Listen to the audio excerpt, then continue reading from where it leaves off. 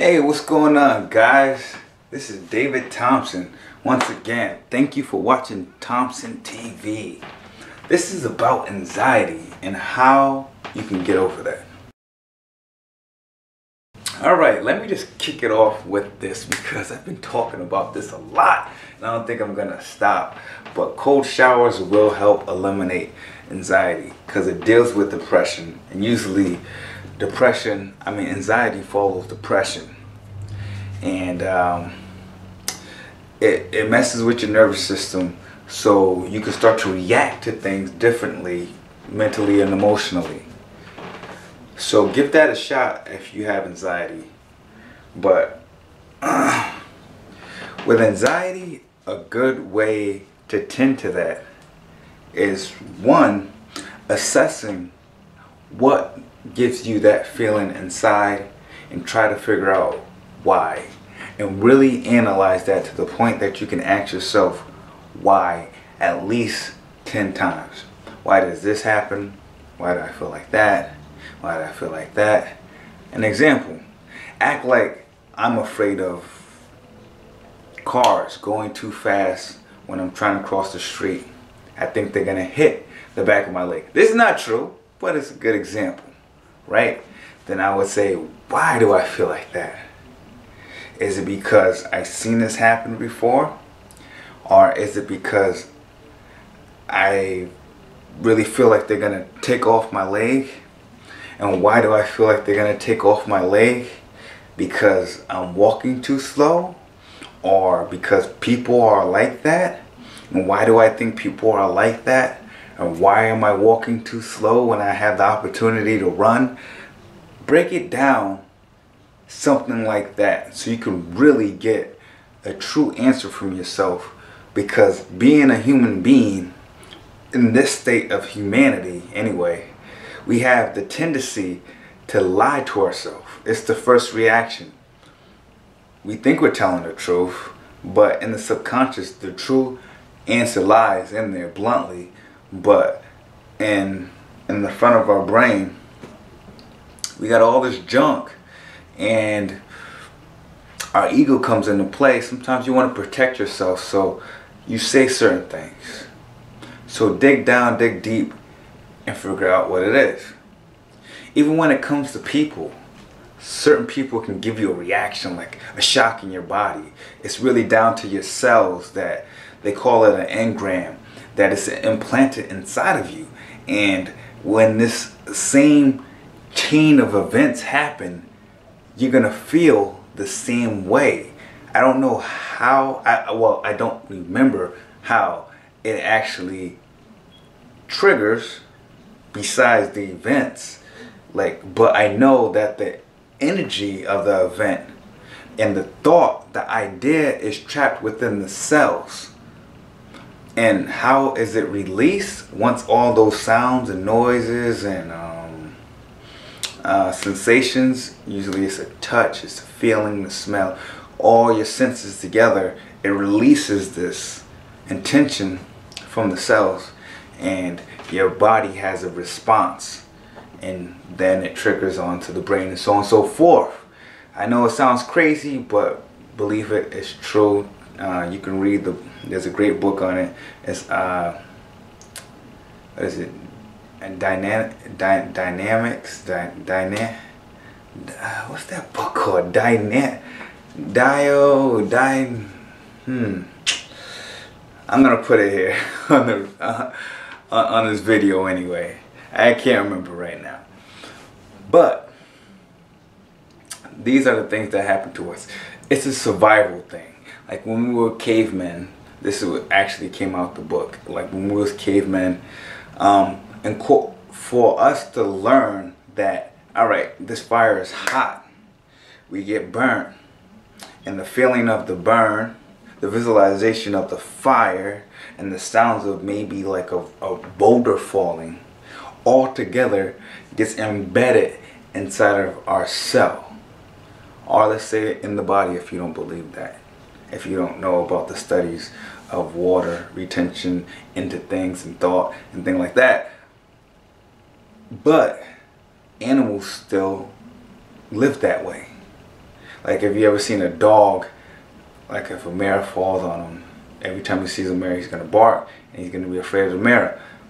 But so if a boulder falls and you see fire, and most of the things that happened when you first got burnt, that time, you're going to feel that sensation in your hand. You're going to feel that emotion that you felt. Because it's a mechanism inside the body, inside the mind, that tells you, okay, this situation we don't want to be around. The last time we was around these situations, we got hurt. The body says run, the mind says run, the body says let's do this, because I want to be protected.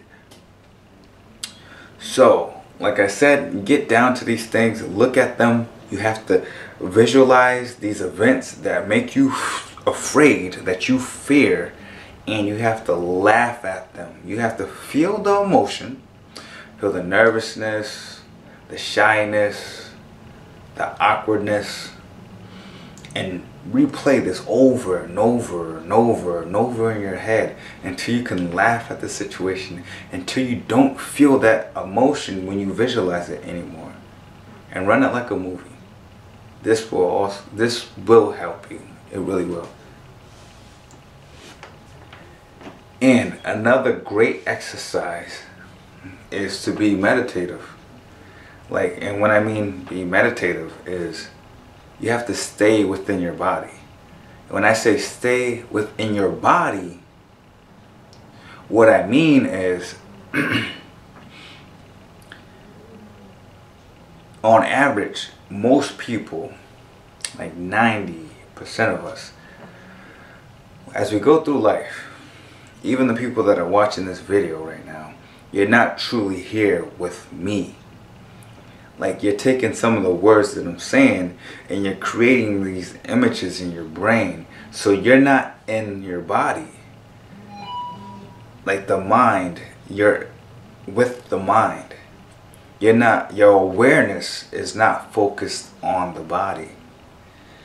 So that's why also people say that's why yogis say that we're in a sleep state.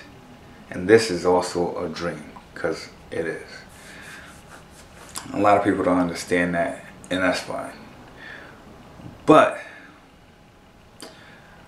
if you focus on, let's say, like a chakra point or a limb, what I do, like I had on my previous video on how to be more physical, is focus on a muscle, like our soreness, or a primary mover that you're activating. Like if you're lifting, feel the muscles that are actually burning, and look at your hands and look at what you're actually doing, instead of looking into space and doing something and going like that, thinking about what you're going to be doing next month, and as you're talking to somebody, thinking of a new conversation before they even finish their conversation. Stop it and stay in your body. Pull that awareness, boom, right here. Bring it out of the head, try to bring it down here, or somewhere that it doesn't make you feel like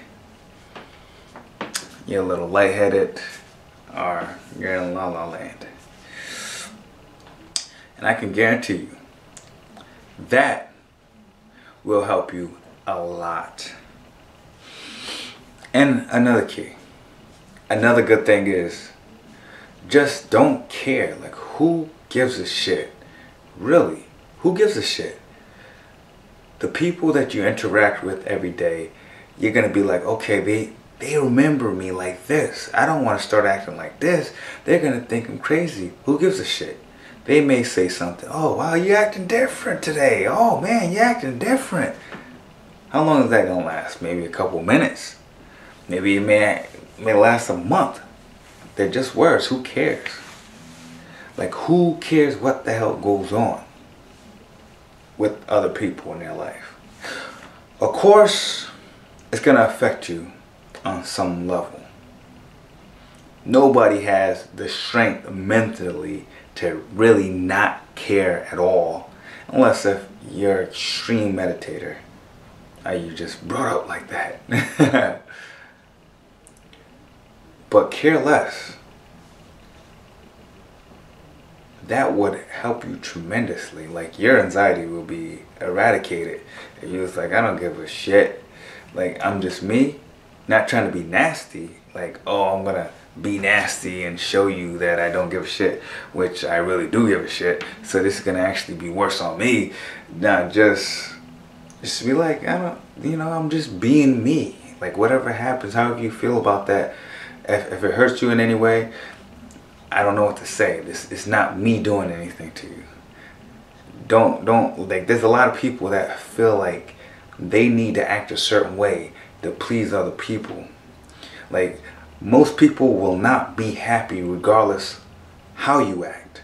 So you just be your best, you, and try to feel great. And you being at your best will make other people want or be at their best. So really, bring that attention to the body. But a big thing is breath control. Like, sometimes you just need some oxygen. Sometimes you're dehydrated. Sometimes the body is screaming, saying that I'm not up to par right now. I need sleep. I don't have enough energy stored. And the brain is taking a beat and trying to pull all this energy from the body that the body does not have. Tell me, how many of you guys have been exhausted working 2 jobs, or just working really hard, or you just stayed up because you felt like it, and then the next day you got anxiety, or your head just pounded when you're talking to people, and you think that you got like some kind of disorder. Like, there's a lot of people out there that their head just pulsates like when they talk to people, and it's just crazy, and they think that they got a problem. That's just anxiety. Sometimes it could just be you have too much sodium in the brain. Like, you're drinking too much water, and your brain starts to swell. It's just these little things. We don't know our body.